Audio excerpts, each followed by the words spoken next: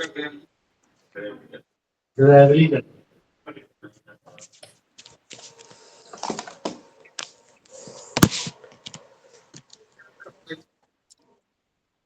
सुरेश जी। बहुत बहुत स्वागत आपका सबका।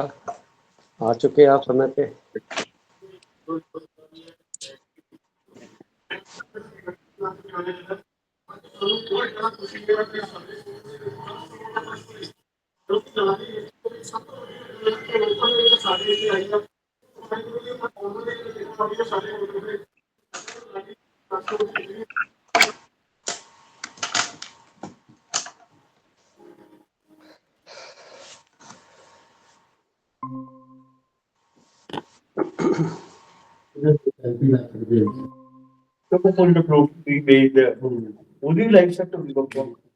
सभी को नमस्ते, प्रणाम। सभी भाई भाइयों को बहुत बहुत प्रणाम, स्वागत। और ये टाइम हो गया है, ये पड़ा 1 मिनट। तो सर्दी के माहौल में आप लोग एंजॉय कर रहे हैं सर्दी का, ठीक है ना? एंजॉय कर रहे हैं नहीं कर रहे सर्दी को? जी सर, आज गंगा में नहा के आए हम संगम पे। अरे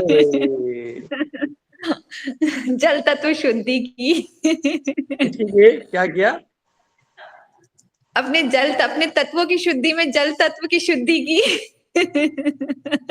अच्छा।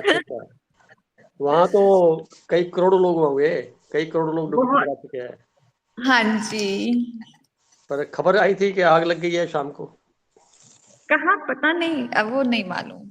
झोपड़ियों में है, वहां में आग लगी कहीं। टेंट में लगी होगी, हाँ। टेंट्स जो।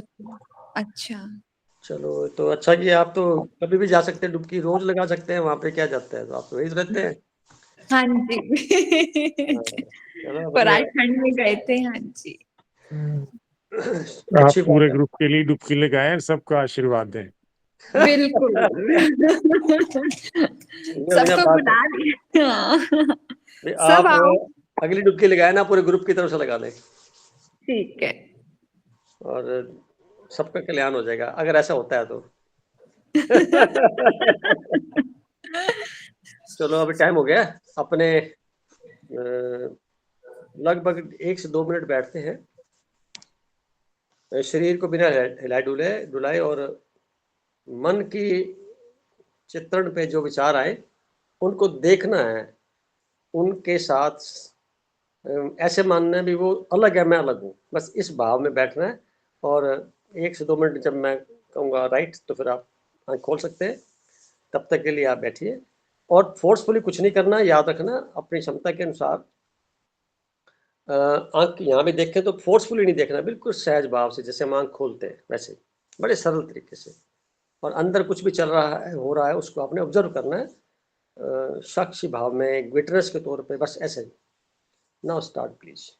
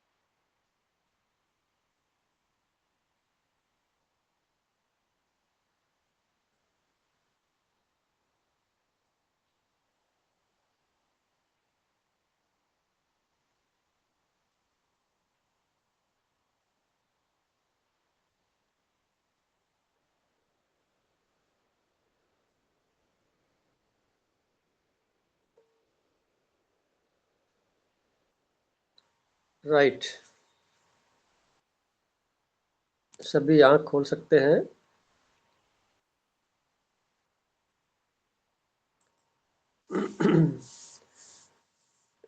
सभी सम्मानित सदस्यों का आज की मीटिंग में बहुत बहुत स्वागत है। तहे दिल से शुक्रिया करते हुए, अभी आपने 2-3 मिनट लगाए, बल्कि ज़्यादा लग गए, पता भी नहीं लगा।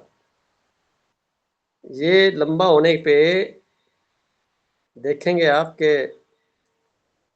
हृदय की धड़कन भी सुनाई देगी, खून का जो स्पीड है, पंपिंग हो रहा है खून, ब्लड शरीर में, उसकी स्पीड भी सुनाई देगी, श्वासों की आवाज़ सुनाई देगी, धड़कन जो नीचे है वो स्पंदित हो रही है वो भी सुनाई देगी, शरीर के जितने ऑर्गन्स हैं उनमें क्या क्या हो रहा है उसका चित्रण भी स्पष्ट धीरे धीरे आने लग जाएगा। आपकी खुद की फोटो यहाँ आ जाएगी अगर देखेंगे तो। इसके अलावा अंदर एक साउंड बज रहा है एनर्जी का, इसको नाद कह सकते हैं, वो भी सुनाई देने लग जाएगी। यानी इस तरह के, जहाँ कुछ नहीं करना कुछ नहीं है, बैठना है शांति से, ये अपने पास बैठने का अभ्यास हमने किया, सिर्फ ऑब्जर्वर बन के।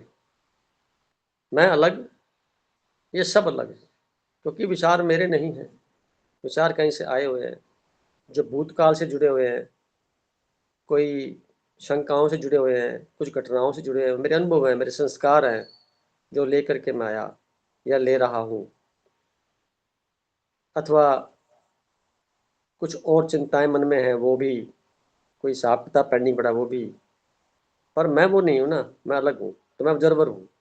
इस अभ्यास को कोशिश करें जितना समय आप दिन में निकाल सकें, जब भी चलते फिरते बैठते लंबे गहरे श्वास लेकर के कर सकते हैं शुरू।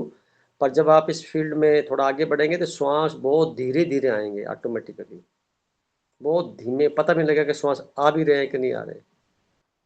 तभी ध्यानियों की जो उम्र लंबी हो जाती है, क्योंकि श्वास एक लिया फिर उसके बाद पता नहीं क्या हुआ, छोटे श्वास होंगे, वो नेचुरल होंगे जितनी हमें आवश्यकता है।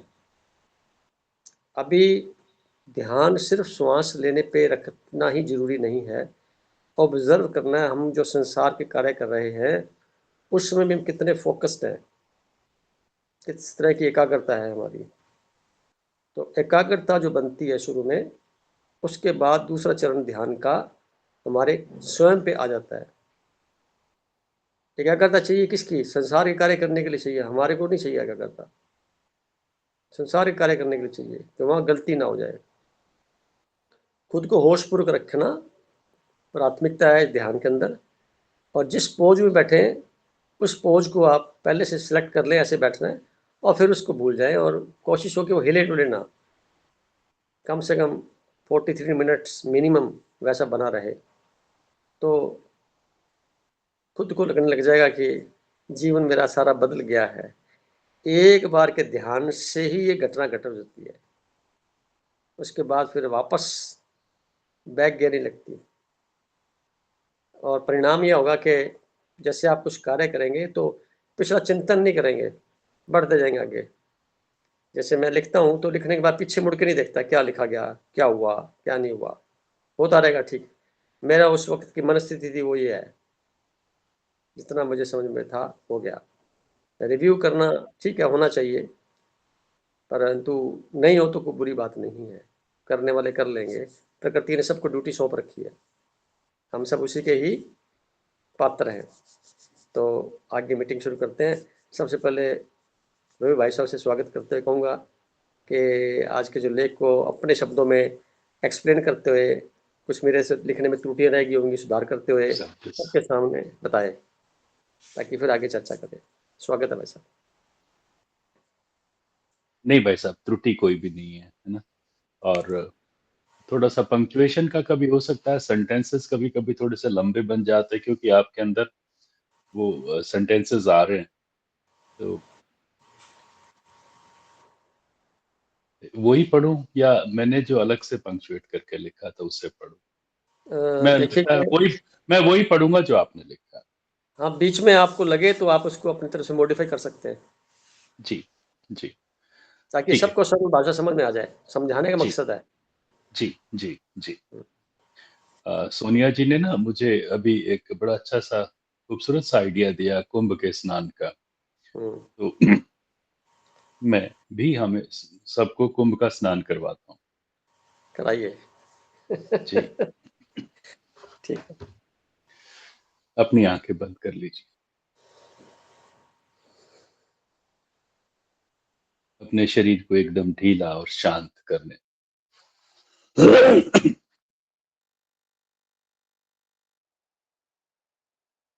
सबसे पहले अपना ध्यान अपनी पाँवों की उँगलियों पे लाएँ।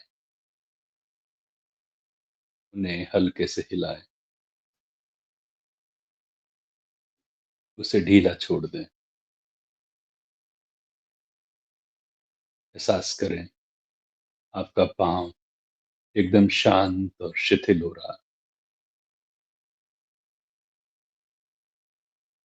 एहसास करें इस पृथ्वी माँ से निरोगकारी ऊर्जा अपने समस्त गुणों के साथ आपके पाँवों के पंजों से, तलवों से और एड़ी से आपके शरीर में प्रवेश कर रही है, ऐसा अनुभव करें।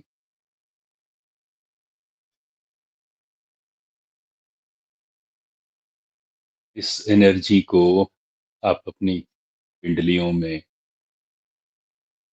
घुटनों में, जांघों में और बैठने के स्थान तक अनुभव करें। अगर यहाँ कोई भी तनाव जमा है, तो महसूस करें वो सभी प्रकार के तनाव हमें छोड़ के बाहर जा रहे हैं।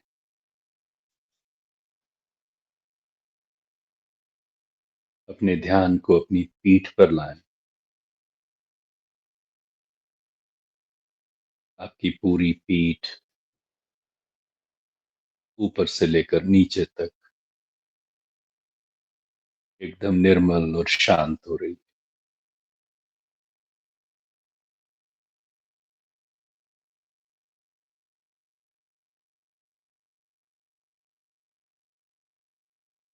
अपने पेट को महसूस करें। पेट की सारी मांसपेशियां एकदम रिलैक्स्ड हैं। अंदरूनी अंग निरोग हो रहे हैं। अपने चेस्ट एरिया को महसूस करें। सभी प्रकार के रोग समाप्त हो रहे हैं। कोई तनाव नहीं।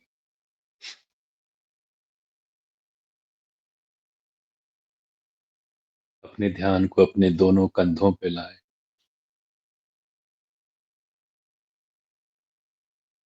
महसूस करें, यहाँ जमा सभी प्रकार के भावनात्मक तनाव, जड़ता निकल के बाहर जा रही है। नीचे बाइसेप्स में, कोहनी तक, कोहनी से नीचे हाथ, उंगलियां, उंगलियों के पोर सभी शांत और शिथिल हो रहे हैं। पूरा शरीर एकदम शांत और शिथिल अवस्था में है।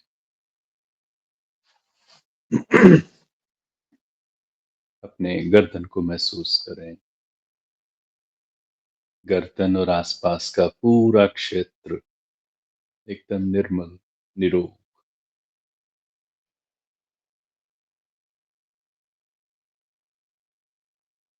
अपने इस ध्यान को अपने चेहरे पर लेके आए।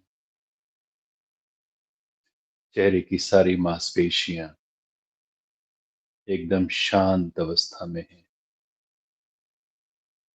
अनुभव करें आपका जबड़ा, होठ, नाक, आंखें,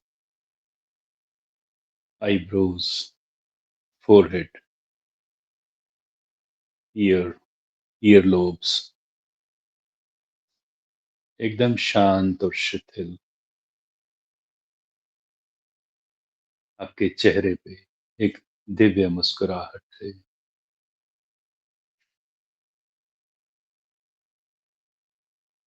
मस्तिष्क बिल्कुल शांत, पूरे शरीर को स्कैन करें, कहीं कोई दबाव, तनाव अगर है तो महसूस करें। उस एनर्जी से वो सभी समाप्त हो रहा है।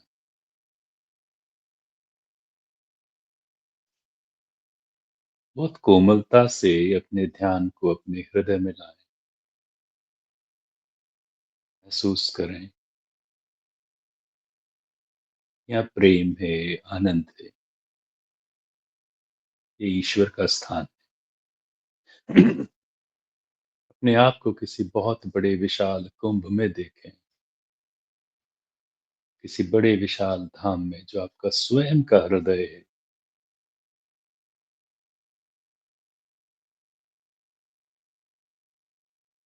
और गहरे उतरें।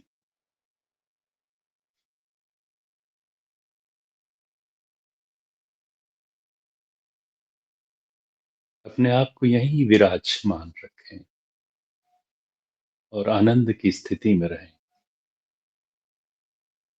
मैं आज का विषय यहीं पढ़ूंगा और इसको यहीं से सुनने का प्रयास करेंगे।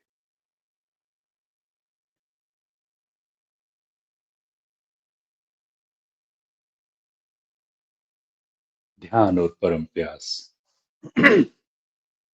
आध्यात्मिक जगत का अति महत्वपूर्ण विषय ध्यान और परम प्यास के संदर्भ में सभी प्राणी कुछ न कुछ खोजने में सारा जीवन बिताते हुए भी अतृप्त रहते हैं।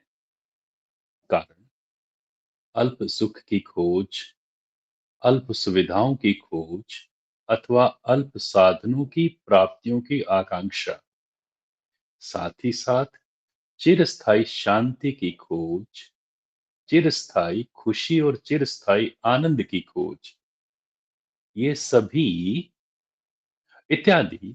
जबकि सांसारिकता में पदार्पण होते ही शॉर्टकट सरल रास्तों से सब कुछ प्राप्त करने की ललक से अनवरत अज्ञात तलाश जारी रहती है और सभी सुख सुविधाओं के प्राप्ति के उपरांत भी अतृप्त रह जाते हैं।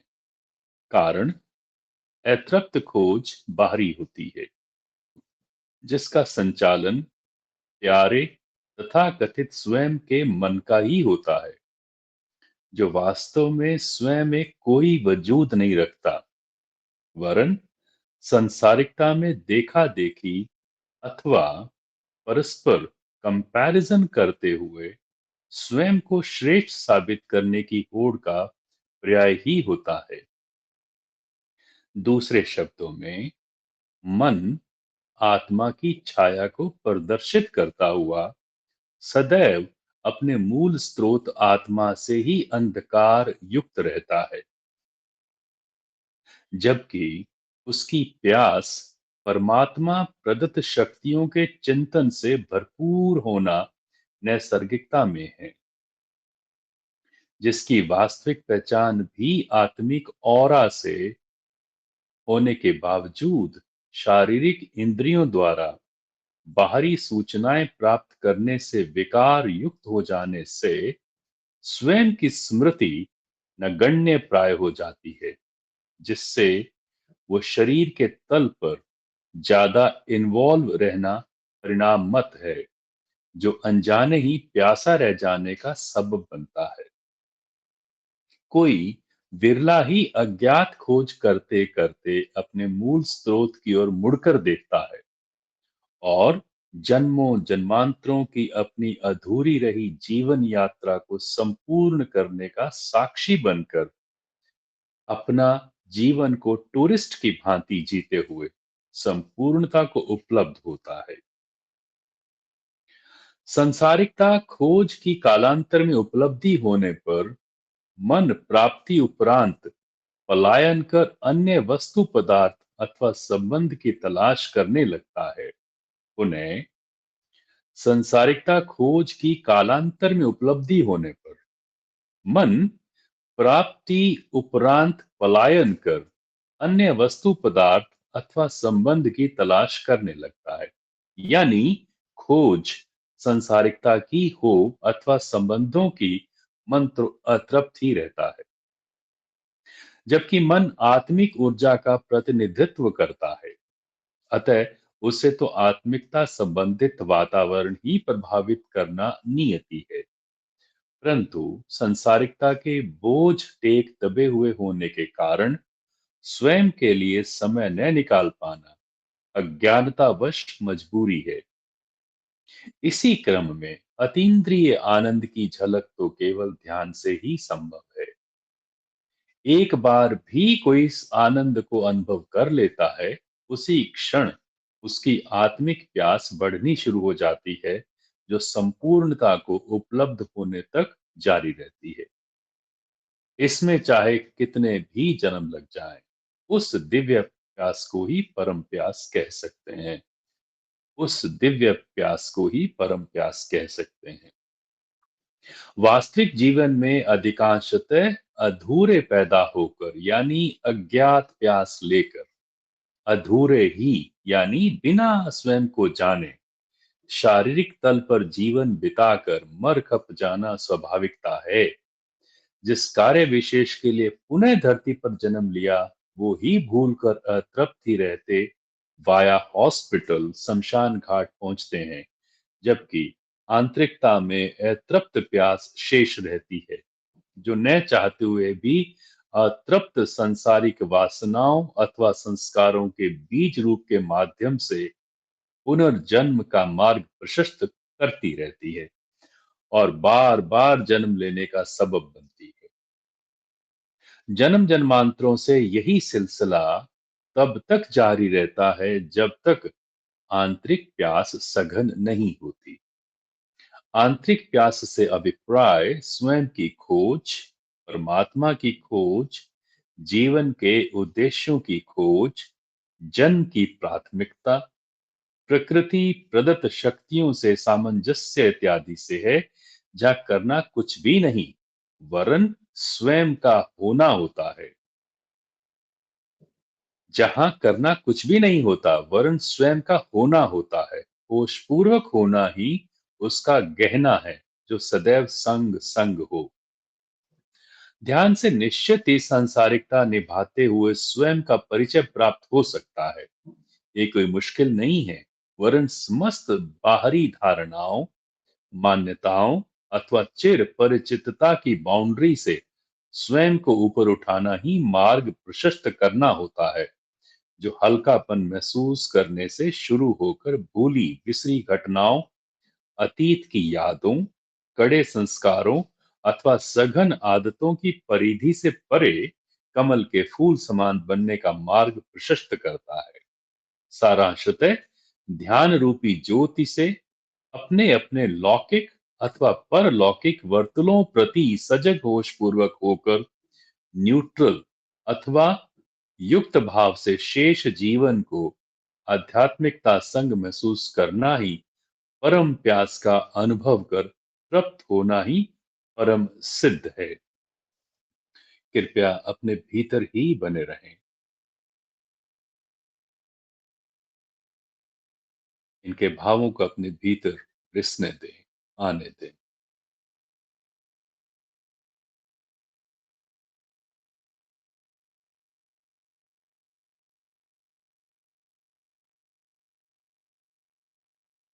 धन्यवाद।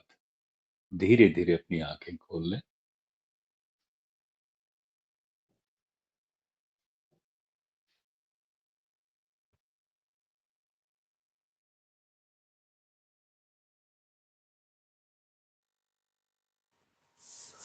शुक्रिया भाई साहब।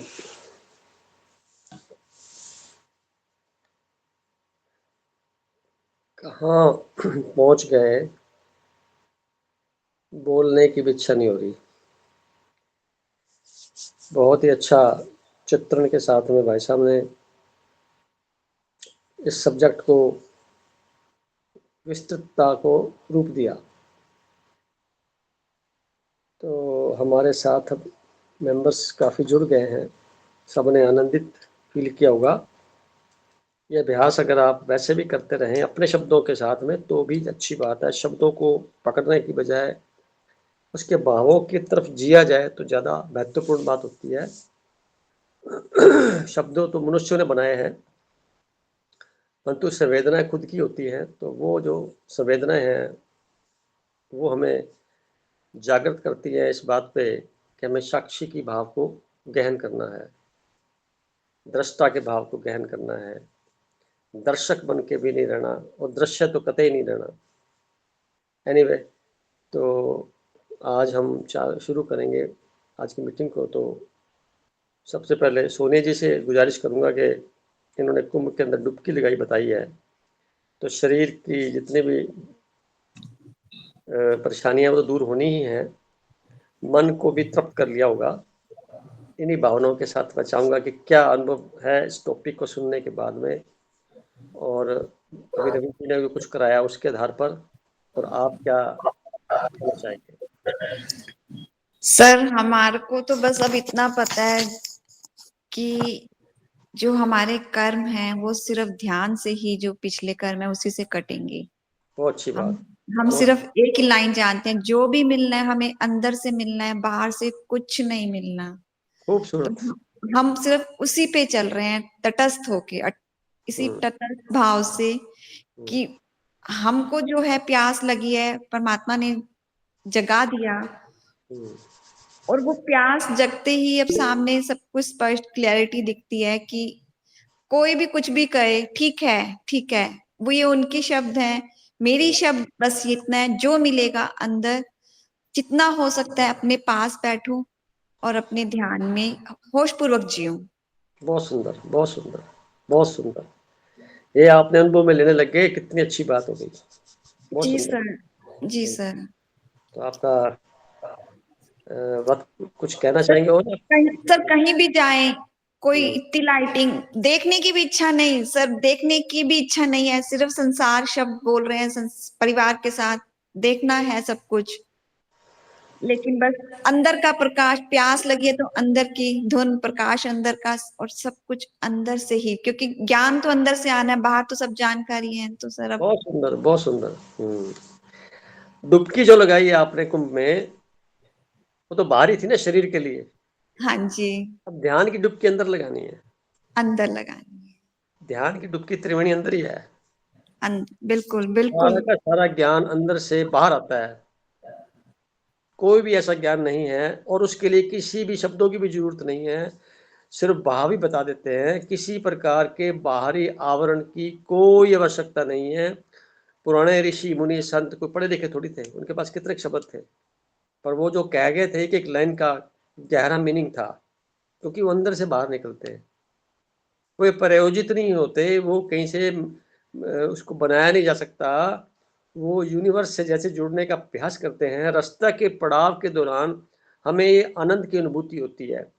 ध्यान से पहले की प्रक्रिया में आना और अब ध्यान के अंदर आने के बाद की प्रक्रिया में आना, और बार बार इस अभ्यास को और बढ़ाना, सबके अंदर जो अनुभव फील होता है वो आनंद देने वाला ही होता है। जब ये समझ लिया जाएगा कि मुझे सब कुछ आ गया, तो यात्रा वहीं खत्म नहीं हो जाती, वो एक पड़ाव होता है, परंतु वहां फिर वो मानसिक संतुलन सड़ने लगता है। इसलिए ये यात्रा अनंत की होती है, कहीं इसका विराम नहीं है। जितने ज्यादा समय में इसमें रहेंगे, उतने ज्यादा हम उस क्षणों को आनंद से जी पाएंगे जो हमारे जीवन का लक्ष्य है। अगर हम ऐसा कर लेते हैं तो शारीरिक परेशानियां तो खत्म होने के लिए है ही, मानसिक परेशानियां भी स्वतः ही खत्म हो जाती है। और मेरा एक विश्वास, बिलीव स्ट्रॉन्ग है इस पे, कि आर्थिक सामाजिक परेशानियां भी स्वतः ही दूर हो जाती हैं। यानी प्रकृति का बहुत भरपूर साथ मिलने लग जाता है हमारे को, वो इस तरह से चलना पड़ता है। तो आपने बहुत ही अच्छे तरीके से अपने आप को मेंटेन किया हुआ है, शुक्रिया कहूँगा आपका। बहन जी बने रहिए। और अभी हम ही चलते हैं आगे, महावीर भाई साहब से पूछ लेते हैं कि इनका क्या मन में चल रहा है, बताएंगे। भाई साहब स्वागत है आपका। नमस्कार। बहुत बहुत नमस्ते भाई साहब। अभी सोने जी ने जो बातें बताई उससे थोड़ा आगे मैं चलता हूँ। अभी बाहर आते हैं तो संसार है, और अंदर जाते हैं तो हम स्वयं हैं। क्या बात है। आते बाहर तो की तरफ संसार है और मर जाते तो स्वयं है। क्या बात है, बहुत सुंदर बात। और बाहर की तरफ ज़्यादा अग्रसर होंगे तो वो प्यास बाहर की चीज़ों से बुझेगी, और अंदर की तरफ जाना शुरू करेंगे तो फिर प्यास परम प्यास की तरफ आगे जाते जाएँगे, और जितना ध्यान में प्रगाढ़ता आएगी, उतना और प्यास लगेगी, तृप्ति कम होगी और प्यास और बढ़ेगी। वो अच्छी प्यास है, ठीक है। अच्छी प्यास है। तो हम किस दिशा में चलते हैं, प्यास वैसे ही लगेगी। बहुत सुंदर, बहुत सुंदर। अब ध्यान की शुरुआत से ऐसा मैं महसूस करता हूँ कि बाहर क्योंकि कम हो जाता है आदमी का ध्यान, तो लगाव कम हो जाता है, इच्छाएँ थोड़ा कम हो जाती हैं, तो वो समझो कि सांसारिक प्यास कम होने लग गई। आप ठीक कह रहे हैं। लेकिन अभी परम प्यास उतनी प्रगाढ़ नहीं हुई है, क्योंकि हम ध्यान में आगे उतना भी जा नहीं सके हैं। पर ऐसा मैं समझ रहा हूँ आपके लेख से, और जैसे रवि जी ने बताया, सोना जी ने बताया, और भी शेयर करेंगे कि जितना ध्यान में आगे बढ़ते जाएँगे, जैसे मेहनत ज़्यादा करते हैं तो प्यास ज़्यादा बढ़ती है। शारीरिक मेहनत भी ज़्यादा करते हैं तो प्यास ज़्यादा बढ़ती है। तो ध्यान की प्रक्रिया, ध्यान की प्रगाढ़ता बढ़ेगी तो परम प्यास भी बढ़ेगी। बहुत सुंदर, बहुत सुंदर। अब क्योंकि संसार में रहना है तो मैं संसार को बुरा भी नहीं मानता, लेकिन हम अपनी आवश्यकताओं के लिए तो संसार की तरफ जाना ही पड़ेगा। शरीर को जिसके माध्यम से सब चीज़ें होनी है, उसको भी सुंदर और स्वस्थ रखना बहुत ज़रूरी, उसके लिए संसार की आवश्यकता भी है। और संसार का विस्तार भी ईश्वर ने अपनी खुशी से किया है, तो संसार में बुराई नहीं है, लेकिन हमें संसार में ही नहीं रहना है। बाहर देखने में, झाँकने में कोई बुराई नहीं है, लेकिन वहाँ पे लगे ना रहें, लिप्त ना रहें। अंदर जाना शुरू करना भी बेहद ज़रूरी है। तो दोनों चीज़ें साथ चलें, और आहिस्ता-आहिस्ता जैसे आगे बढ़ेंगे ध्यान में, तो संसार अपने आप ही छूट जाएगा, छोड़ने की ज़रूरत भी नहीं पड़ेगी, मेरे ख़्याल से अपने आप ही छूट जाएगा। ऐसा मैं नहीं, मान रहा हूँ, बाकी आप इसमें और सुधार करें। ये भाव ही तो है कि ये मेरा है और मेरा नहीं है। ये मेरा, ये पराया है, ये भाव ही तो है भाई साहब। है क्या तो? जिसको हम अपना कहते हैं, वास्तव में देखा जाए थोड़ा सा और फ़िल्टर लगा करके, रिफाइंड करके, तो वो रह ही नहीं जाता। वो कहते कुछ नहीं है तो गया, इसका तो अल्पकालिक है, खत्म। कुछ समय के लिए मान सकते हैं भी ये मेरा ये है, वो है, संबंधी है, समान है, ये है। पर इसमें भी 2 भाव आते हैं, या तो ये है कि सब कुछ मेरा है, या मेरा कुछ भी नहीं है। ये 2 भाव आते हैं, या तो सब कुछ ही मेरा है, ठीक है ना? या कुछ भी नहीं है। हाँ, तो जब सब कुछ मेरा मान के चलते हैं तो यात्रा सुगम हो जाती है।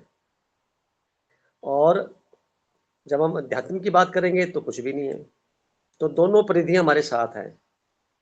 यानी एक नदी के बहाव में चल रहे हैं, इधर से जन्म है, इधर से मरण है। तो ये यात्रा जो बीच की चल रही है, दोनों को ऑब्जर्व करके चल रही है। और गंतव्य स्थान जो है वो अल्टीमेटली आत्मा का है, ऊर्जा का है, शरीर का तो नहीं है। शरीर तो हमें गिफ्ट मिल रहा है। जब प्यास बनती है किसी प्रकार की तो उसकी बुझती भी तो है। जब आप संसार के लिए कोई योजना बनाते हैं तो प्राप्तियां भी होती हैं, और इधर अध्यात्म में भी जाते हैं तो प्राप्तियां तो होती ही है ना। परंतु और सघन इसलिए हो जाती है क्योंकि संसार की जो वस्तुएं हैं उनकी तो एक सीमा है, बाउंड्री है, वो हद में रहती हैं। कार मिल गई, बात खत्म हो गई। परंतु इधर तो प्यास बढ़ती है अध्यात्म की ज्यादा। तो इसका अंत नहीं है, ये अनंत काल की है और हमेशा यात्रा बनी रहेगी। हम ही खुद स्टॉप लगा दें तो अपनी मर्जी की बात है, अदरवाइज निश्चय होकर के चले, पूरे समर्पित भाव से चले तो संसार में रहते हुए भी कोई समस्या नहीं आती। सबके साथ रहो, सबके व्यवहार में हो, सारे क्रियाकलापों में इन्वॉल्व हो, परंतु अंदर हलचल ना हो। जैसे समुद्र का पानी ऊपर होता है, हलचल रहती है, नीचे बिल्कुल शांत होता है। तो संसार में रह रहे हैं तो हमारा हलचल, आना जोना, दौड़ना सब है। परंतु आंतरिक तौर पे वो समुद्र के सागर जैसे आप देखेंगे कि नीचे का पानी बिल्कुल स्थिर होता है, वैसा रहे। वो एक उदाहरण हमारे सामने है। कमल का फूल दूसरा उदाहरण हमारे सामने है। सब गतिविधियों में रहो, कोई गलत नहीं है। सब लोग बहुत अच्छे और शानदार हैं, अपने अपने काम में लगे हुए हैं। हमें उनकी कुछ भी ऐसी बातें नहीं ढूंढनी। हमें देखना हमारी ड्यूटी क्या है इस दौरान, मेरा क्या रोल है इसके अंदर।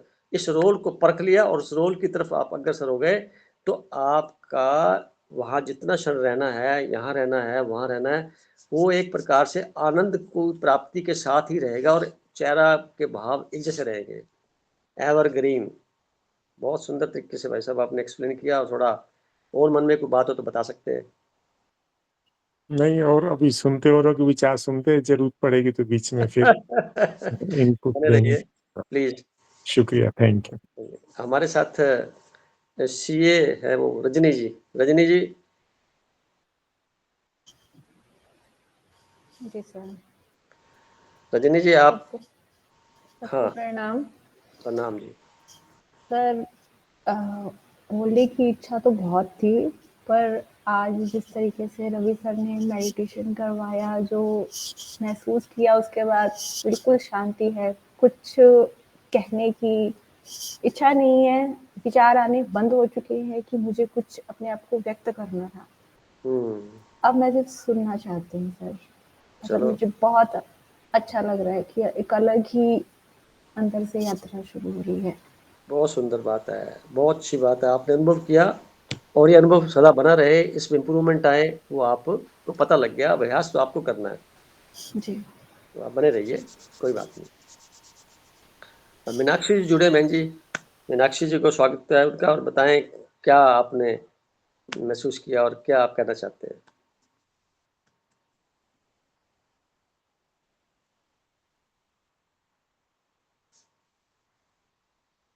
मीनाक्षी जी, आवाज नहीं आ रही।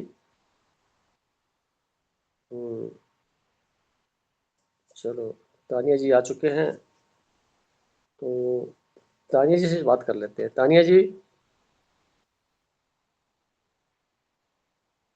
स्वागत है आपका। Thank you, good evening. आप अपनी बात को रखिए जो आज का टॉपिक है, प्लस कुछ और विशेष ऐड करना चाहते हैं तो आप स्वतंत्र हैं। ऐड क्या करना है? मतलब कुछ और भी कुछ कहना चाहें तो भी स्वतंत्र हैं आप। पहले जो आज का विषय है उस पर आप कुछ अपना प्रकाश डालिए। मेडिटेशन है ना आज का टॉपिक? हाँ, जो भी है। ध्यान और परम अभ्यास।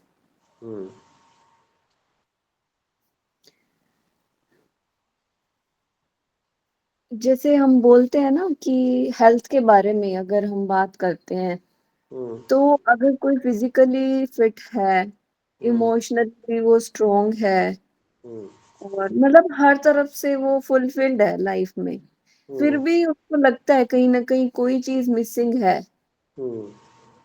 तो वो स्पिरिचुअलिटी ही होती है, यानी कि स्पिरिचुअल हेल्थ होती है ना, जो वो मिसिंग होती है। अगर वो पूरी हो जाती है ना, तो उसको लगता है कि अब ठीक है मेरी लाइफ। बहुत सुंदर तो जवाब आपका। उसी को ही परम प्यास कहेंगे, आई थिंक। सही कह रहे हैं आप। तो फिर जब वो सेटिस्फाई हो जाती है, तो वो मेडिटेशन की तरफ ही चला जाता है इंसान। बस इतना ही कहना चाहती हूँ। अब तो सारांश ही बता दिया। भी मिसिंग जो फील कर रहा है वो अल्टीमेटली अध्यात्म की तरफ बढ़ने के लिए ही खोज रहा है, और उसकी प्यास आत्मिक प्यास है, मन की प्यास है। हाँ जी। क्योंकि मन की खुराक तो परमात्मा का चिंतन है और यूनिवर्स की बातों के ऊपर रहता है। तो गलती से संगति मिल गई संसार की, इसलिए वो अपना भूल गया और संसार की जो आकर्षण है इसमें खो गया, और यहाँ की न चाहते हुए प्यास देखा देखी बन गई। जबकि उसको हम प्यास नहीं कहेंगे, उसको हम बोलेंगे, उसके विकार बोलेंगे, वासनाएं बोलेंगे, जो भी बोलेंगे। प्यास को तो बड़े परम तरीके से हम देखेंगे, ये आत्मिक प्यास है, मन के थ्रू परमात्मा से मिलाने की बात है। और मन डायरेक्ट से मिलेगा नहीं ना, उसको कहीं से एनर्जी तो मिल ही रही है, आत्मा से मिल रही है। तो जिधर जाना चाहिए वो न जाकर, क्योंकि नीचे रास्ता होता है आसानी से पहाड़ी के चला जाता है, ऊपर जाने के लिए थोड़ी मेहनत करनी पड़ती है। जब बहुत नीचे आ जाता है तब ख्याल आता है तो मैं तो बहुत ऊंचाई से नीचे गिर गया। तो फिर नीचे से ऊपर उठने के लिए मेडिटेशन की जरूरत पड़ती है, और मेडिटेशन करने से आत्मिक बल बनता है, और धीरे धीरे करके आदमी अपनी खोई हुई शक्तियों को, खोए हुए आभा को पुनः प्राप्त करने की ओर अग्रसर हो जाता है। आज का टॉपिक का सरस बात तो यही है, और हाँ आपने जी। बहुत लाइन में बता दिया। इसके अलावा कुछ और संदेश देना चाहेंगे? कई बार ये होता है, किसी-किसी के क्वेश्चन होते हैं कि हम ना ध्यान कर नहीं पाते हैं या फिर कोई-कोई दिक्कत आती है उसके अंदर। तो उसके लिए हमें फिजिकल हेल्थ से रिलेटेड अगर कोई फैक्टर है ना, तो उसको भी कंसीडर कर लेना चाहिए। सही कह रहे क्योंकि कई बार हम ये सोचते हैं कि सिर्फ सोल पावर ही सब कुछ है, ये भी कोई ज़रूरी नहीं है। हैं। अगर फिजिकल हेल्थ ठीक नहीं है, तो आपका माइंड भी उसी तरफ ही जाएगा, क्योंकि आपकी बॉडी आपको अलाउ ही नहीं कर रही बैठने के लिए।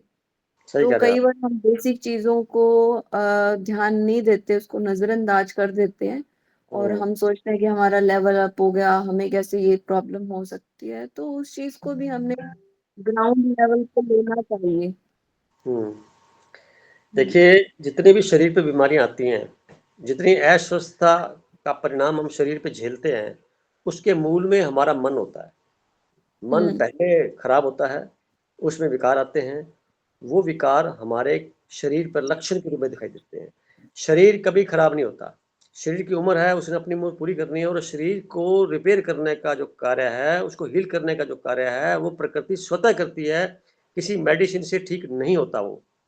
एक भ्रम के तौर पे मेडिसिन लेते हैं और वो भी अगर केमिकल चला गया शरीर में तो उसको निकालने के लिए प्रकृति को भरपूर मदद करती है, परंतु निकाल नहीं पाती, तो उस ली गई मेडिसिन केमिकल की वजह से शरीर और खराब हो जाता है, जो किसी न किसी रूप से दिखाई देता है। तो उसका तरीका ये होता है प्राणायाम, शरीर को ठीक रखने का तरीका है प्राणायाम, एक्सरसाइज। और मन को ठीक रखने का है आत्म ध्यान। मन को ठीक रखना, ध्यान की तरफ आप जाएंगे, क्योंकि दोनों पार्ट एंड पार्सल जुड़े हैं आपस में। मेडिटेशन से मन बिल्कुल एकाग्र हो जाता है और अपने मूल स्वरूप की तरफ बढ़ने लग जाता है, और इसके साथ साथ शरीर ऑटोमेटिकली भी अगर व्यवधान है तो धीरे धीरे ठीक हो जाएगा। कैसे ठीक होगा? मन के अंदर विचार आएंगे कि मेरे शरीर को स्वस्थ कैसे रखा जाए, तो दृढ़ता ऑटोमेटिकली पैदा हो जाएगी। कहने से, किसी के उपदेश देने से, पढ़ने से, करने से तो परिणाम कम मिलते हैं। खुद की चेतना जब जाग जाती है अंदर से कि मुझे ये करना है, तो वो परिणाम सघन और जल्दी हो जाते हैं। तो आपने सही कहा, किसी अवस्था विशेष में आकर के आदमी का शरीर पूरा काम नहीं करता। जैसे कहते हैं मेरे घुटने नहीं चलते, आजकल पैर नहीं चलते, बोलते हैं ना बुजुर्ग लोग हो जाते हैं। तो मैं उनको ऐसे समझाता हूँ भी, कभी आपने इन घुटनों को, पैरों को पुचकारा था क्या? इन्होंने कितने किलोमीटर की यात्रा आपसे करवा दी, वो तो आपने कहाँ ठीक करने है, गए? वो तो ठीक है, लेकिन जब उस टाइम पे, उस मोमेंट पे उसको ज़रूरत है, तब वो चीज़ समझाने को कोई फ़ायदा नहीं होता। उस टाइम पे सॉल्यूशन चाहिए होता है, तो वहाँ पे मेडिकल साइंस ही हेल्प करती है। हाँ, क्योंकि वो एक सपोर्टिंग हेल्प देती है भी। कई तरह के आजकल रिसर्च के द्वारा हुआ है, ठीक है, वो ले लेनी चाहिए जैसा भी लगे खुद को, परंतु जो स्थायी चीज़ है वो तो फिर प्राणायाम से प्राप्त हो पाएगी। अगर प्राणायाम लगातार करते रहें तो मेरा विश्वास ये भी है कि कितनी भी पुरानी शरीर में गंदगी है जिसकी वजह से परेशानियां आ रखी हैं, जातीय तत्व इकट्ठे हो गए हैं, वो सारे के सारे धीरे धीरे डाइल्यूट होकर के निकलते रहेंगे। मेडिसिन जो है जल्दी काम करेगी उसके अंदर। तो दोनों बातें हैं। तो इसलिए तो बोलते हैं कि छोटी उम्र के अंदर इस फील्ड में आ जाना चाहिए। जैसे गरिमा जी आ गए, आप आ गए, छोटी उम्र में आ गए, तो ये क्या होगा कि आगे जाकर के ये समस्या आपको नहीं आएंगी न के बराबर। ये मैं गारंटी से इसलिए बोल रहा हूँ क्योंकि मैं भी इसी रास्ते से निकला हुआ हूँ। होती कब है जब खुद को ही नहीं पता अभी करना क्या है, खाना क्या है, रहना क्या है, क्या नहीं करना। तो जैसे जैसे ध्यान में बढ़ते हैं हम, तो हमारे खुद को पहले कंट्रोल करते हैं, अपने शरीर को, फिर धीरे धीरे हमारे मन को, फिर धीरे धीरे हमारे रास्ते बदलते जाते हैं। वैसे ही भावना बन जाती है, वैसे संसार दिखने लग जाता है। तो आपका स्वागत है, कुछ कहने के मन में है तो कहिए। चलो सुनिए फिर आप, स्वागत आप। गरिमा जी, गरिमा जी से बात करना चाहेंगे? गरिमा जी डेस्क पर मौजूद है?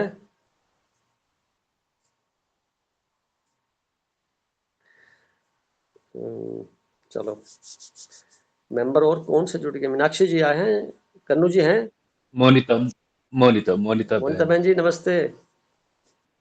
आज छाया जी भी हैं बहुत दिनों बाद। वो भी आए तो उनसे बात कर प्रणाम लेते हैं। सर। पहले मोनिका, प्रणाम जी, कैसे हैं आप? बहुत अच्छे सर। कुंभ में नहीं गए डुबकी लगाने? नहीं सर, ज्ञान का कुंभ ही काफी है, मुझे उस पानी के कुंभ की आवश्यकता नहीं है। ये तो और अच्छी बात ये है। नहीं, मैं उसमें जरा भी विश्वास नहीं करती हूँ उसमें मैं। बहुत सुंदर बात है। जी। क्या कहना चाहेंगे? बस ये परम प्यास जो है, मुझे लगता है कि हम सब परम प्यासे ही हैं हम लोग। ध्यान और परम प्यास जो है, तो वो अगर परम प्यास नहीं होती तो आज ये संगठन नहीं होता, हम इस तरह से आज मिलकर बात नहीं कर रहे होते। हम में से हर एक आत्मा जो जुड़ी हुई है इस संगठन में, वो सब परम ज्ञान की प्यासी है। और बहुत बस सुंदर, बहुत उसी सुंदर। प्यास के नाते से हम सब एक दूसरे से बातें कर रहे हैं। और पिछले 3.5-4 साल से जो हमारा ये संगठन है, जो परिवार बना है, उस प्यास के मद्देनजर ही बना है। और ये प्यास बस थोड़े दिनों की प्यास रह गई है सर। वाह, क्या बात है। भरने को अल्टीमेट, है वो हमारा कुंभ। अल्टीमेट कुंभ की तरफ वो बढ़ रहे कुंभ हैं भरने को है। और आप। जी, बिल्कुल, बिल्कुल। क्योंकि इतनी है कि समझ तो आ गई है, अभ्यास हम्म, की ज़रूरत है अब। समझ तो सब हम्म, कुछ आ गया है लगभग, कि अंदर की यात्रा चाहिए, बाहर की यात्रा की ज़रूरत नहीं है। अंदर के स्नान की ज़रूरत है, बाहर के स्नान की ज़रूरत नहीं है।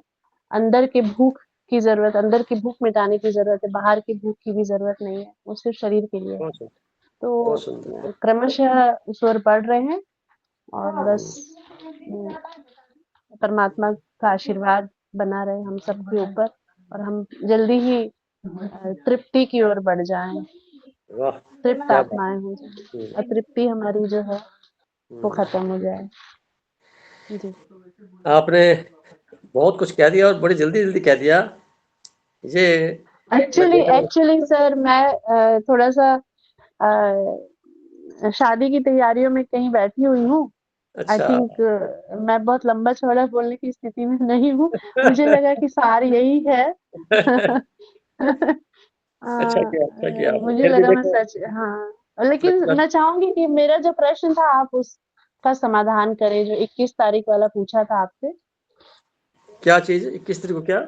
आई थिंक कुछ सेलेस्टियल इवेंट्स हो रहे हैं 21 तारीख से 25 तारीख के बीच, तो क्या हो रहे हैं? सेलेस्टियल इवेंट्स कुछ हो रहे, ग्रहों का एक एक अच्छा, लीनियर वो उसमें आना। जी, वो ठीक है। पूछना था मुझे, आप बताइए। एक्सिस का, ठीक है। जी। उसका मीनिंग होता है कि उनकी जो ऊर्जा है वो एक जगह इकट्ठी हो रही है, एक किसी डायरेक्शन में, एक राशि पे।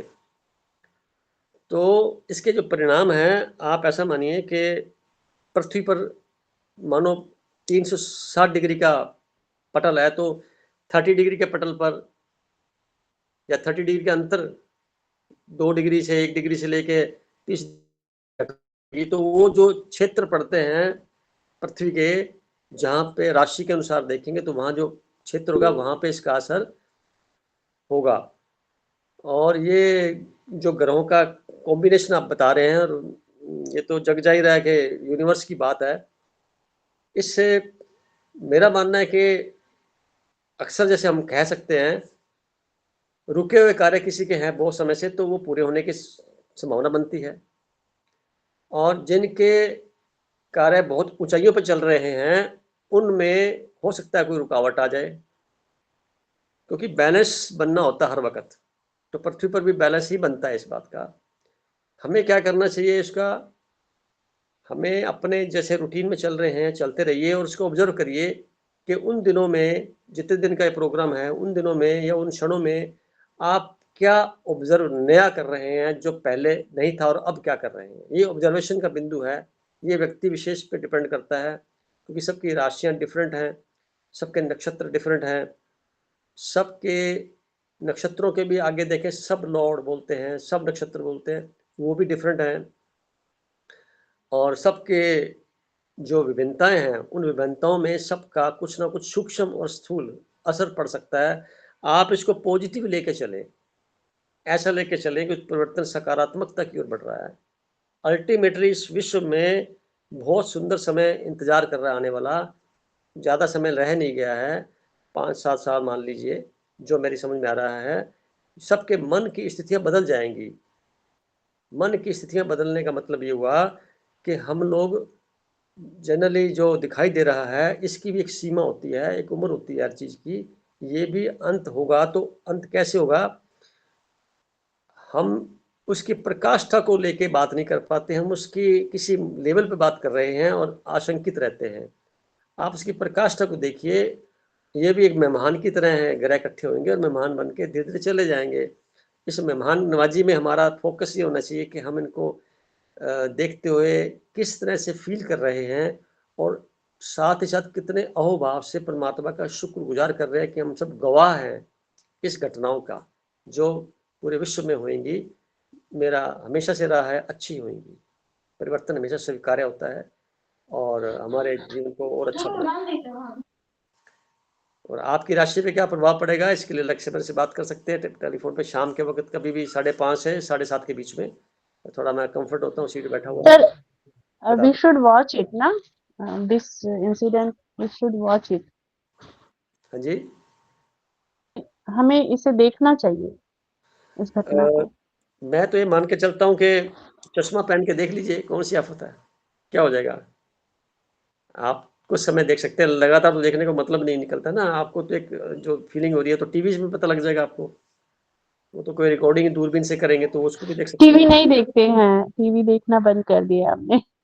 चलो तो फिर ये यूट्यूब पे कोई ना कोई आ जाएगा, वो देख लेना। नहीं तो आप उसको छत पे जाके 2-3 मिनट देख सकते हैं, कोई ऐसी बात नहीं है। ज़्यादा लंबा तो नहीं कहूँगा, 2-3 मिनट जी चश्मे जी के साथ। जी। और आप ओके। ऐसे देखें ना, ये पृथ्वी से हम देख रहे हैं दूर के जो ग्रह हैं बहुत दूर हैं, कई लाखों किलोमीटर दूर हैं, तो इनके साथ में उनकी एनर्जी हमारे को मिल रही है, लगातार मिल रही है। हमारी ग्लैंड्स जो रिप्रेजेंट करती है उन ग्रहों को, उन ग्लैंड्स के ऊपर रश्मियाँ पड़ती तो उनका सीक्रेशन प्रभावित होता है।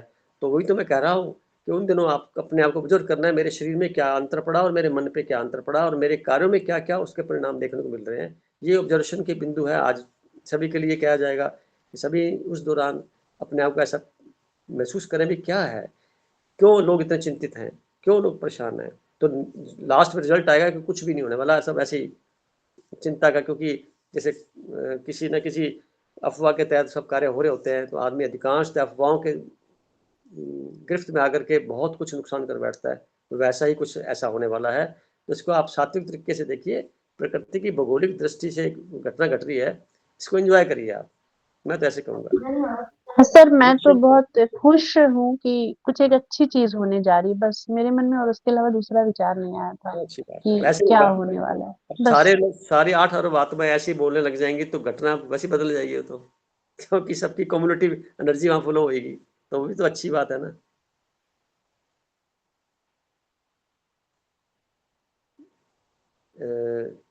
कुछ कहना चाहेंगे बहन जी और Monita ji? Thank you sir. चलो बने रहिए। जय श्री जी बहन जी से बात करूंगा कि अपनी बात रखें। स्वागत है आपका।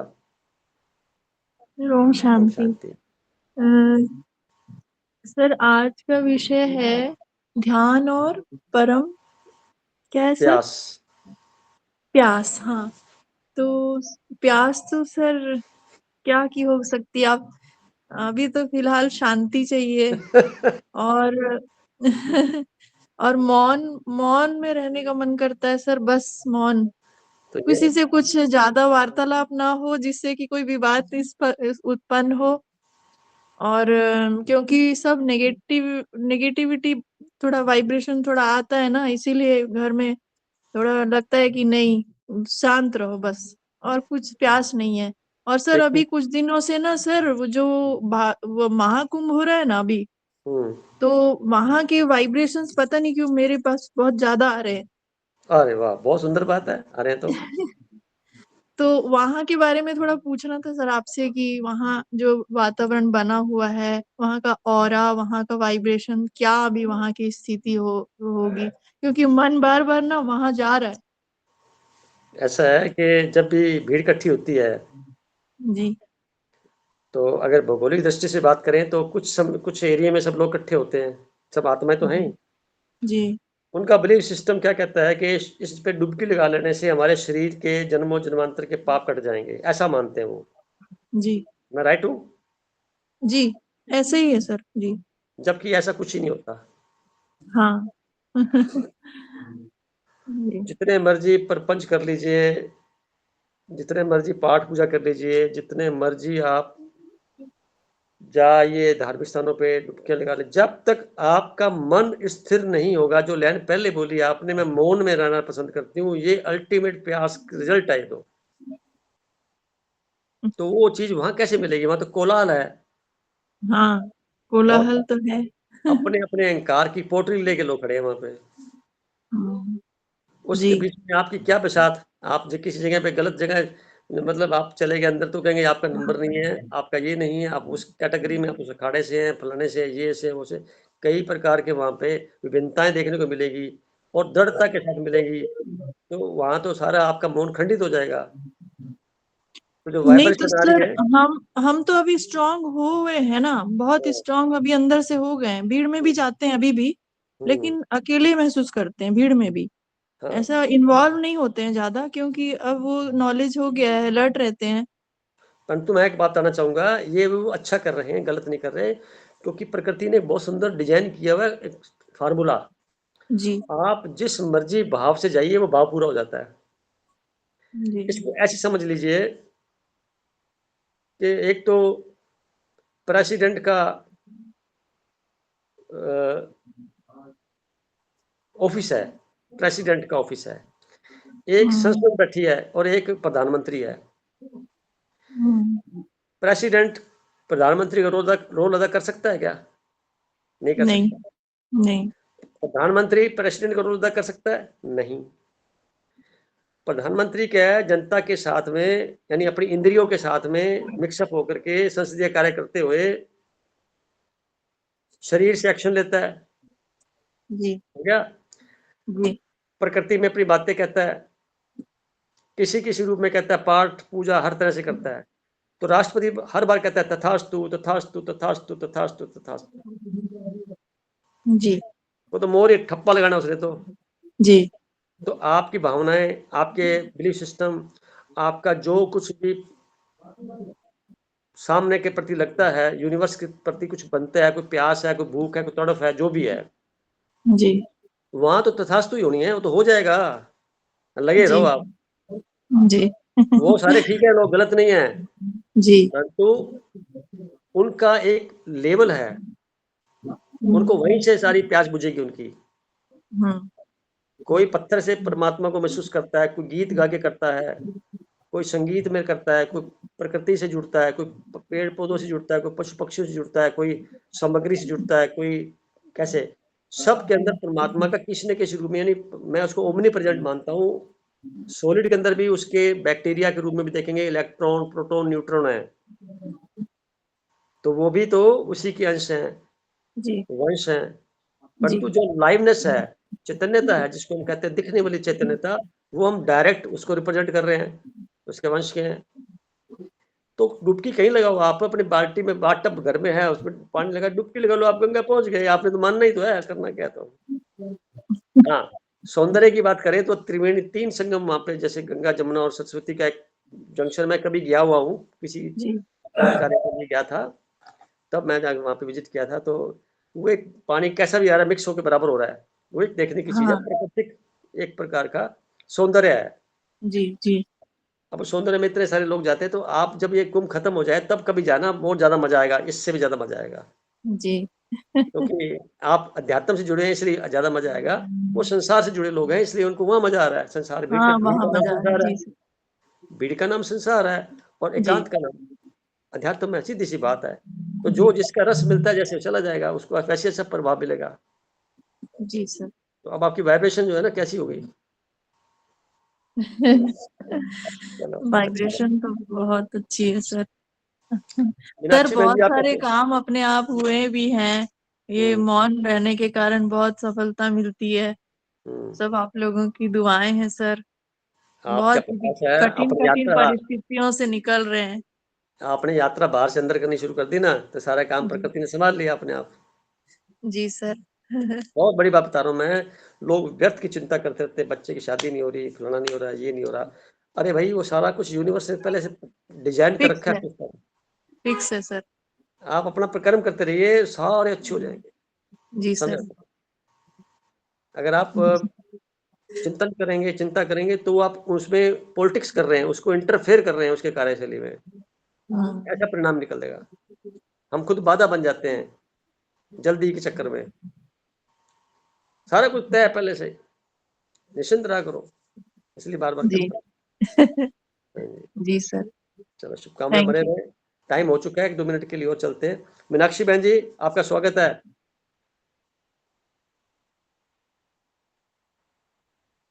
मीनाक्षी जी कहाँ चले गए? वो लेफ्ट हो गई सर। अच्छा चलो और बचे हैं, छाया बहन जी बचे हैं, है ना? छाया बहन जी आपका स्वागत है, बात करिए, वाइंड अप करिए इस केस को, आज की मीटिंग को। नहीं, छाया जी भी नहीं है, फिर और कौन रह गया? नमस्ते भाई साहब। हाँ, नमस्ते बहन जी। भाई साहब, क्या कहना चाहेंगे? सबके भाव तो वही है भाई साहब, कहने का ढंग अलग है। प्यास तो अच्छा। परम प्यास में, जैसे हम इस संदर्भ में, ईश्वर के संदर्भ में बोल रहे हैं ना, प्यास मुझे लगता है ईश्वर, परम प्यास ईश्वर से रिलेटेड नहीं है। ईश्वर तो तृप्ति है उस प्यास से। क्या बात है, बहुत सुंदर जवाब दिया आपने। बहुत अच्छी बात है। प्यास तो केवल वो तृप्ति तक की जो यात्रा है ना, वो प्यास है। क्या बात है, आपने और अच्छा डिफाइन कर दिया, सुंदर बात है। हमारे शरीर में, हमारे शरीर की और हमारे हर शरीर में, अलग अलग शरीर है सबके, और उस शरीर में जो आत्मा है सबकी प्यास भी अलग अलग है। हमें जन्म लग जाते हैं, जन्मों लग जाते हैं ये समझने में कि इस प्यास की तृप्ति कहाँ है, जन्मों लग जाते हैं। वाह, हर क्या जन्म ही इसलिए होता है। बात। इतने जन्म केवल ये जानने में निकल जाते हैं कि जो हमें प्यास लग रही है इसको तृप्त हम कहाँ कर सकते हैं। जिस दिन समझ आ गई, जिस दिन पानी का एक घूंट पिया ना शरीर ने, उसको समझ आया कि जल से ही मेरी तृप्ति है। वाह, क्या बात है। मैं चाहे संसार के कितने जूस या कितने पेय पदार्थ पी लूं, तृप्ति केवल उस घूंट में होगी। जब पहला घूंट पीने के बाद जैसे शरीर को तृप्ति होती है ना जल पीने से, उसे समझ आता है कि प्यास इससे मिटेगी। आत्मा को भी समझ आता है एक भाव, जब स्पिरिचुअलिटी में आते हैं ना, तब उसको एक बार फीलिंग होती है, अनुभव होता है, तब उसको तृप्ति होती है। उसे समझ आता है कि मेरी प्यास जो आत्मा की इतने जन्मों की प्यासी है, उसकी तृप्ति यहाँ है। बस केवल यात्रा वहीं तक की है। प्यास शब्द केवल वहीं तक है, उसके बाद प्यास नहीं है। हम अगर सोचे कि ईश्वर को पाना एक प्यास है, तो वो भी हम गलत है, क्योंकि ये एक निरंतर यात्रा है। जो मुझे तो यही समझ आया कि स्पिरिचुअलिटी क्या, ईश्वर तो अनंत यात्रा है। हम कहाँ, अगर मैं ध्यान से कभी एक किसी स्थिति में पहुंच जाऊंगी ना, शीर्ष स्थिति में भी, मुझे पूरा यकीन है वहां पहुंचने के बाद मुझे महसूस होगा कि यह यात्रा तो अभी शुरू हुई है। अभी तक तो मैंने उसको समझा है, अनुभव किया है। क्या बात है, यात्रा तो मेरी इसके बाद की है। बहुत सुंदर, बहुत सुंदर। यात्रा कभी खत्म होती नहीं, यात्रा शब्द ही अनंत है। क्या बात है, बहुत अच्छा कह रहे हैं बहन जी, आप बहुत अच्छा कह रहे हैं। तो प्यास को समझना, अपनी प्यास को समझना, ये हर किसी के बस की बात भी नहीं है। मुझे लगता है हमें कितने कर्म करने पड़ते हैं, तब एक जन्म के बाद उस परमात्मा की कृपा होती है कि वो अपनी दृष्टि डालता है कि इसको पता चलना चाहिए कि ये भटक क्यों रहा है, इसको चाहिए क्या। हमारी आत्मा की मूल प्यास आत्मा की प्यास अपने मूल से जुड़ना है। वाह, सुंदर। उसको चाहिए ये। और हम इस संसार में उस आत्मा को सब कुछ देने की कोशिश करते हैं, इसीलिए संतुष्ट नहीं हो पाते। अगला जन्म लेते हैं अपनी संतुष्ट पूरी करने के लिए, अपनी इच्छाओं के साथ। लेकिन उसको तो अपने मूल स्रोत से जुड़ना है ना। छोटे बच्चे को, एकदम नवजात बच्चे को आप किसी की गोद में दे देंगे, लेकिन जब वो अपनी माँ की गोद में आएगा ना, तो वो जिस तरह की नींद में सोता है ना, जिस चैन से लेता है, वो उसको किसी गोद में नहीं मिलती। क्या बात है, क्या बात है। तो सुंदर, बहुत सुंदर। ये आज हम इस क्लास में हम जितने जने पहुंचे हैं ना, हमें समझ आया, हमने अपने प्रयास को तृप्त किया है और हमने एक यात्रा पे निकले हैं। इसमें हमें किसी चीज की प्यास नहीं रहेगी। हमें महसूस हो गया कि ईश्वर को पाना थोड़ी है, अनुभूति है। ईश्वर एक अनुभूति है जो हमने एक बार महसूस कर ली। अब ये ईश्वर क्या महसूस करेंगे। मेरा अभी कुछ समय का पहले का एक्सपीरियंस है, मैं ट्रैवल कर रही, मैं बात कर रही हूँ और बात करते करते एक ऐसी स्थिति मैंने देखी कुछ भी कि मेरे अंदर एक करुणा का भाव आया और 1 सेकंड या 2 सेकंड के लिए मैंने कुछ महसूस किया। मुझे ये भी नहीं पता कि मैंने क्या महसूस किया, लेकिन मुझे ऐसा लगा कि मैंने उसको एकदम, मुझे ऐसा झटका लगा और मैंने महसूस किया और उसको मैं अपने क्या अर्थ में लिया कि मुझे ऐसा लगा ये होता है परम स्पर्श, मैंने कुछ छुआ है। ओहो, क्या बात है, क्या बात है। मैं उस चीज को, मुझे पता ही नहीं वो क्या हुआ है। उसको आप ऐसा लगा कि मैंने अभी अभी कुछ स्पर्श किया है और उससे जो मुझे महसूस हुआ वो मुझे पता भी नहीं। जैसे शब्दों में तो बहुत छोटी बात है, बोलना तो क्या, अगर मैं उस चीज को दोबारा महसूस करना चाहूँ तो मेरे पास कुछ एक हल्की सी याद है, इसके अलावा कुछ भी नहीं है। और मुझे वो ऐसा लगा कि वो हमेशा, क्योंकि पहली बार ऐसा हुआ तो वो हमेशा मेरे साथ रहेगा। और बहुत बहुत अच्छा एक्सपीरियंस था। तो मुझे ऐसा लगा कि जब एक हल्का सा स्पर्श ऐसा है तो बाकी यात्रा तो कितनी खूबसूरत होगी जो हम अंदाजा नहीं लगा सकते। देखिए, जैसे आप बहुत ही गहरे चले जा रहे हैं, मैं हर मीटिंग में देख रहा हूँ आपको, और इस गहराई का लाभ आप जो ले रहे हैं और सरल शब्दों में आप व्यक्त कर रहे हैं, ये भी बहुत काबिल तारीफ है। और जो आप बता रहे हैं स्पर्श, ये पूरे वायुमंडल में धरती के लगभग 16 किलोमीटर ऊपर तक वायुमंडल में विभिन्न प्रकार की तरसती हुई आत्माएं, जिनका जैसा जैसा नेचर था संसारिकता में, वैसा वैसे भाव लिए वो दिखती रहती है। अभी हम बात कर रहे हैं तो कोई ज़्यादा नहीं कह सकता, 40-50 पुण्य आत्माएं इस घटना को सुन रही हैं अलग अलग क्षेत्रों से। वो इर्द गिर्द होंगी, दिखाई नहीं देंगी। उनके कई बार क्या होता है कि कुछ विरली आत्माएं होती हैं, विशेषता ली होती है, उनकी कुछ सुगंध आ जाती है, हल्का सा कोई स्पर्श कर जाते हैं, ऐसा लगता है कोई आया गेट पे, ये आपका भाव चला गया, आपकी दृष्टि चली गई। इसको ऐसा बोला जाएगा कि जिसको मैं कहता हूँ अंग संग। तो जिस प्रकार का आपका ऑरा है, जिस प्रकार की आपकी वार्तालाप है, आप व्यवहार करते हैं, वैसे प्रभाव में आत्माएं पूरी तरह से चारों तरफ आपके सपोर्टिंग मिल जाएंगी, क्योंकि वो सुनना चाहती हैं, वो तृप्त नहीं हुई हैं, वो अतृप्त आत्माएं हैं। कहीं पर भी ये शब्द गूंज रहे हैं, जैसे धार्मिक स्थानों पर गूंज रहे हैं, तो वहां पर भी आसपास देखेंगे तो बहुत सी पुण्य आत्मा मौजूद मिलती है। अंदर भी शराब वाली जगह पे, फिल्मों वाली जगह पे, थिएटर पे, गंदगी में, वैसी वैसी आत्मा वहां मिल जाएंगी जैसे से उनके कर्म में संगति थे। तो कई लेयर में आत्माएं होती हैं।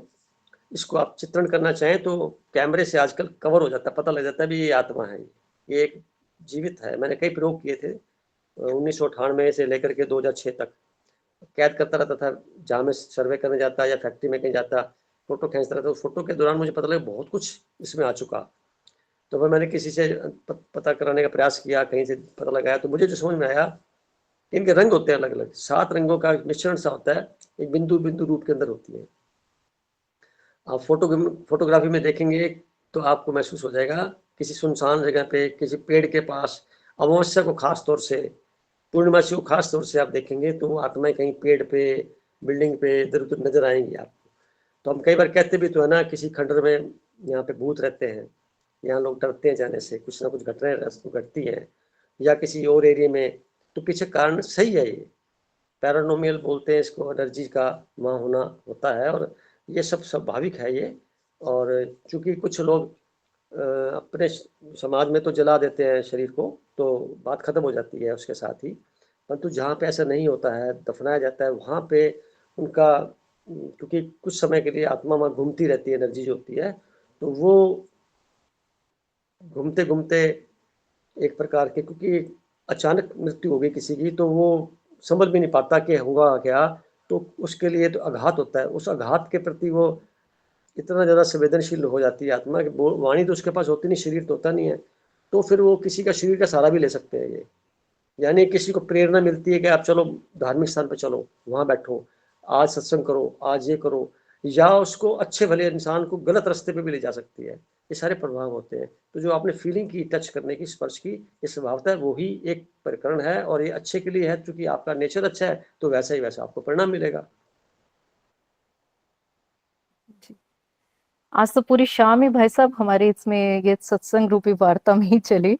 मुझे ऐसा अच्छा साथ मिला कि वो कोई आए थे थोड़ी देर के लिए और ऐसी बात चली कि वो रात को गए कि मतलब ऐसा लगा कि मतलब 3-4 घंटे तक हमने इसी तरह स्पिरिचुअलिटी की बात की और उनको लगा कि हम थोड़ी देर के लिए आए थे और हमें टाइम का पता ही नहीं चला। ये आपकी उपलब्धि है, ये आपकी उपलब्धि है और ये आपका कितना सुकून मिला होगा आपको। आज से 10 साल पहले जो वार्तालाप करते थे उसमें राज में, 5 साल पहले जो वार्तालाप करते थे उसमें राज में। बिल्कुल। और भाई साहब हर एक जैसे हम बोलते हैं ना पड़ाव लाइफ में, हर बार आज जैसे हम बात कर रहे थे संवाद की, तो मुझे भी ऐसा लगा कि ये आज जो मैं हूँ ये मेरा अब तक का बेस्ट वर्जन है। मैं अगले हफ्ते इससे पहले से इम्प्रूव होंगी, मैं इससे ज्यादा ही होंगी, मैं जो सीखूंगी। हमने लास्ट ईयर भी संवाद की बात कर रहे तो मैंने सुना तो मेरे पूरे जैसे विचार आते, मैं यही करती रही संवाद तो हमारे शरीर और हमारी आत्मा के बीच में भी संवाद है, जो हम बोलते हैं ना कंपैटिबिलिटी। हम केवल उसके बारे में सोचते ही नहीं है, वही हम सिर्फ आत्मा क्यों, हम अपने शरीर के बारे में भी सोचेंगे। इतने इसके थ्रू ही हम आज ये अपने बोल रहे हैं या कुछ सुन रहे हैं। तो जैसे हमारी जब आत्मा, हम इतने सत्संग के बाद जैसे हमारी जितनी आत्मा प्योर होगी, हमारे शरीर को भी उतना प्योर बनना होगा। बॉडी और सोल के बीच में कंपैटिबिलिटी होती है। जैसे ही चेंज आएगा, हम कहते हैं ना कि हमारा मन नहीं करता कि ये हम खाएं या ऐसे कुछ करें, तो वो ये नहीं है कि हमारा मन नहीं करता, हमारी बॉडी को एक समय बाद बाजार के मसालेदार व्यंजन से ज्यादा उबली हुई खिचड़ी स्वाद लगने लगती है। क्या बात है। ये हमारी बॉडी की कंपैटिबिलिटी है। जीभ तो केवल स्वाद बताती है ना, मन नहीं बताती जीभ। तो जो टेस्ट स्वाद लगता है, तो क्या ये हमारी बॉडी और आत्मा के बीच में भी तो संवाद है। बहुत सुंदर। और उसमें कोई शब्द है ही नहीं, कुछ भी नहीं है।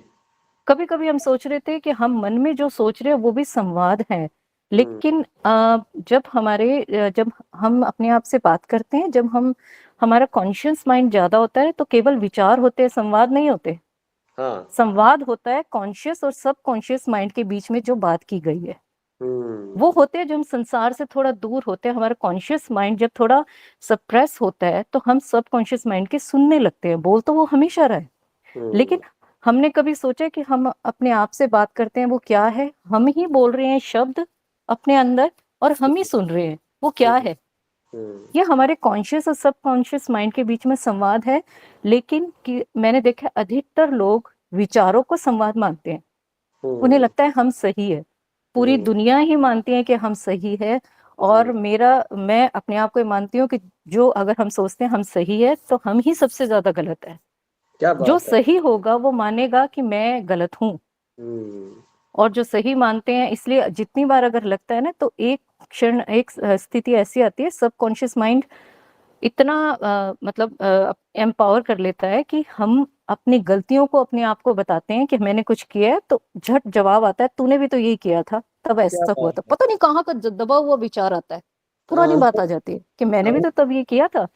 ये संवाद है, ये पहले की स्थिति है, परम संवाद से पहले की। लेकिन ये भी परम संवाद है क्योंकि हम इससे अपने से पहले बेहतर हुए, पहले से।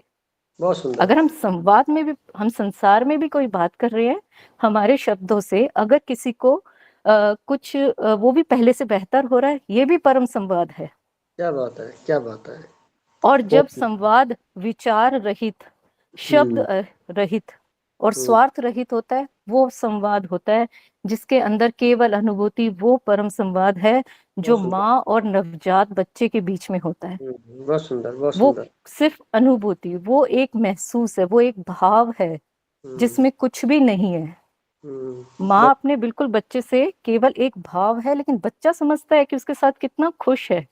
बच्चे शब्द नहीं समझ रहा जो माँ बोल रही है, वो परम संवाद है, क्योंकि बच्चा अपनी प्योर की स्थिति में इतना प्योर है। और माँ का प्यार बच्चे के लिए प्योर, सबसे प्योरेस्ट है। जहां पर प्योरिटी, वहां पर परम संवाद। चाहे क्या हम बात, ये संसार में करें, चाहे हम ईश्वर को इसको महसूस करके करें। बहुत सुंदर, बहुत सुंदर, अच्छी बात है। आपने बहन जी बहुत सुंदर तरीके से इस वार्तालाप को अंजाम सर दिया। मैं कुछ कहना चाहूंगी हाँ जी, कि एक्चुअली हम जो ये सत्संग कर रहे हैं ना, हम एक ईश्वर का नाम ले लेते हैं कि ईश्वर तक जाना, ईश्वर तक पहुंचना। मुझे ऐसा महसूस होता है कि एक्चुअली ईश्वर भी नहीं रहता है, वो स्वयं के लिए ही है। अरे वाह वाह, मतलब जी, मतलब वो ईश्वर को तो बस एक नाम दिया हुआ है ईश्वर करके हम लोगों ने। बाकी मुझे लगता है वो स्वयं तक पहुंचने की बात है। हम तो अभी तक अपने शरीर को ही जान रहे हैं ना, मैं ये हूँ, मैं वो। लेकिन वास्तव में स्वयं को ही जानना, एक सोल फॉर्म में, एक ईश्वर की रचना, क्रिएशन फॉर्म में, हम तो स्वयं को ही नहीं जान पाए ना अभी तक। देखिए वो जानना ही कर रहे हैं हम, आई थिंक। आप सही कह रहे हैं बहन जी, और टाइम हो चुका है, अब अगली बार बात करेंगे। रवि भाई साहब से कहूंगा 2 मिनट में कंक्लूड करें ताकि मीटिंग को फिनिश करें। कंक्लूड तो साहब हो चुका। छाया बहन जी इतने दिनों बाद आई, हम ऐसे ही रोज परेशान होते थे कि बहन आ क्यों नहीं रही है। वो खोज में थे, खोज में हाँ, थे। तो आज इन्होंने पूरे बहुत बढ़िया ढंग से इस मीटिंग को आज कंक्लूड किया है। बहन ये कह रही थी ना कि मतलब कितना खूबसूरत तरीके से प्यास और तृप्ति और ये सारे बहुत अच्छे अच्छे एग्जाम्पल के साथ में इन चीजों को आगे लेके गई। ईश्वर की अनुभूति जो है उसको अनुभव करना है, ये हमारी तृप्ति है। अभी मोनिका बहन ने बात की कि ईश्वर को प्राप्त नहीं करना।